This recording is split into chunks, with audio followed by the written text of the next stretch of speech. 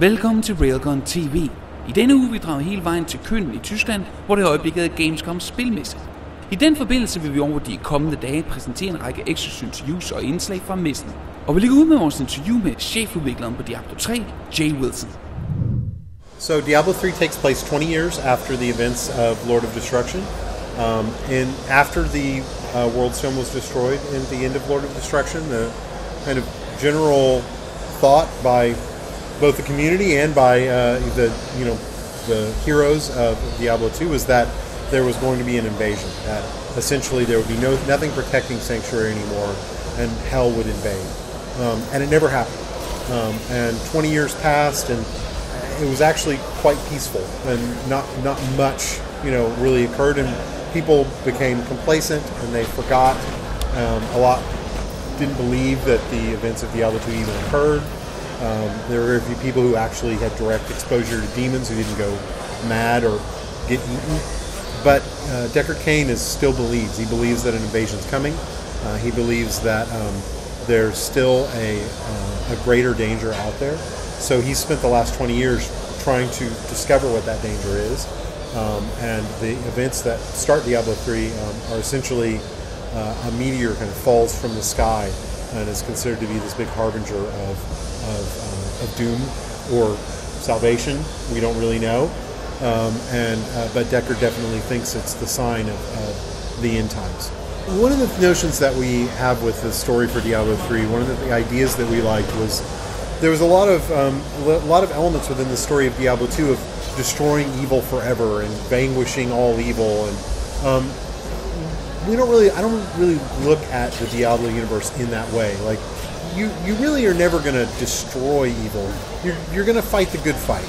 Yeah. And as soon as you think you've won is actually the time that it's most dangerous. So that was the idea we wanted to explore in Diablo 3, was once you've reached the point where Baal and Mephisto and Diablo have all been destroyed, vanquished, who knows? That's actually the point where you're most likely to become overconfident and play into the hands of evil.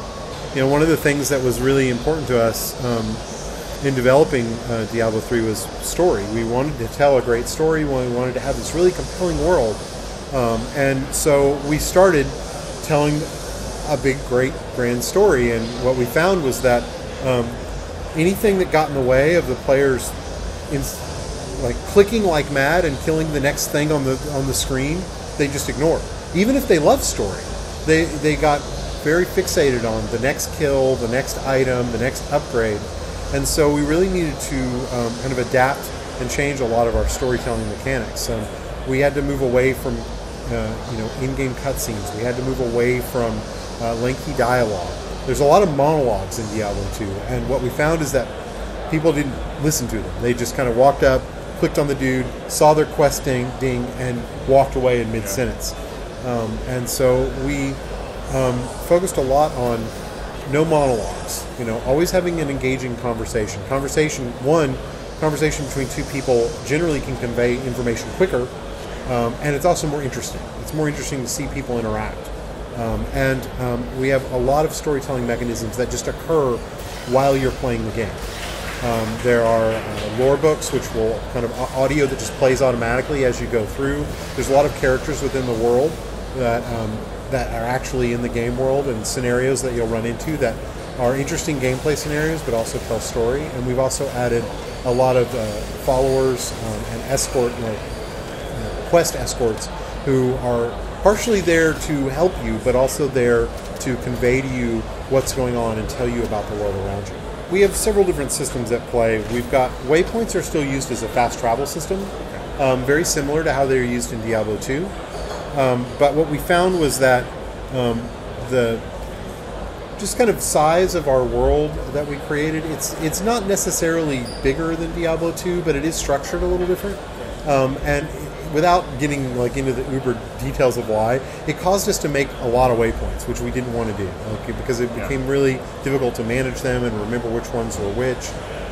We also changed a lot of aspects about how the player dies and how the player deals with death. So we created kind of an in-between step between waypoints that we call checkpoints. Checkpoints are essentially a place where we save your status in the game, So if you leave the game and come back to it, you can come back to your last checkpoint. It's also how we... it can be used as essentially a step point for death. So when if you're really far away from a waypoint, we didn't want you to have to spend as much time running, so we use checkpoints for that as well. But the player doesn't necessarily interact with checkpoints. It's not an object within the game world. It's kind of it's a game convention, essentially. And then we also recently added a way to get back to town that's very similar, but not quite the same as town portals, to essentially remove some of the combat exploit of town portals, but keep all the convenience. If you look at Diablo 2, like, you went to level 99. But the highest level non-boss monster in the game is level 85. So essentially you out-level the content. Skill points become meaningless, items become meaningless, the levels become meaningless because you don't need any. And there's nothing to do at the end game because you're overpowered from all of it. So one of the things that I think when players look at a lot of things like levels, they'll say more is always better. But the truth is that there's only so much power we can meaningfully give you before it starts feeling trivialized. If every level is a percentage of your overall power, the more you have, the less power we give you each level. So we wanted what we gave you to be more meaningful from level to level. And we wanted you to reach the end game and not be out-leveled from it. At the end of the game, you're level 60. The average monster in the game at the highest difficulty is level 61. So you never out-level the content.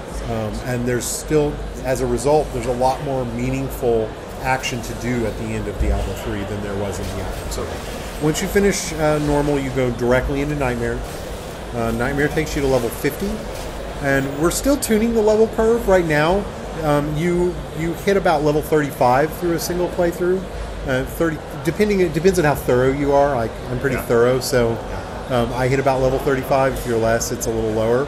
And then you tend to have to just do runs or things like that, very similar to Diablo 2 to get up. And we haven't decided whether we like that or we just want you to go ahead and hit level 50 and not have to do...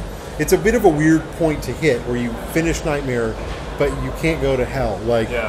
So we're trying to decide, do we want to shorten the overall time to 60 and just let you play through in a single playthroughs? Or do we want to put something in as a stopgap between those and lengthen the time? We haven't decided that yet. And then the last 10 levels are hell. The nice thing is we've got Diablo 2 to look at, so we can see kind of the builds that were broken and why, and inform our class design. The other thing we have, Diablo 2, they did Lord of Destruction in about a year, and then they stopped working on Diablo 2. Like, they did patches, but the dev team as a whole kind of moved on. So one of the things that we're hoping is that we spend a lot more time on Diablo 3 after release, so that we can continue to support.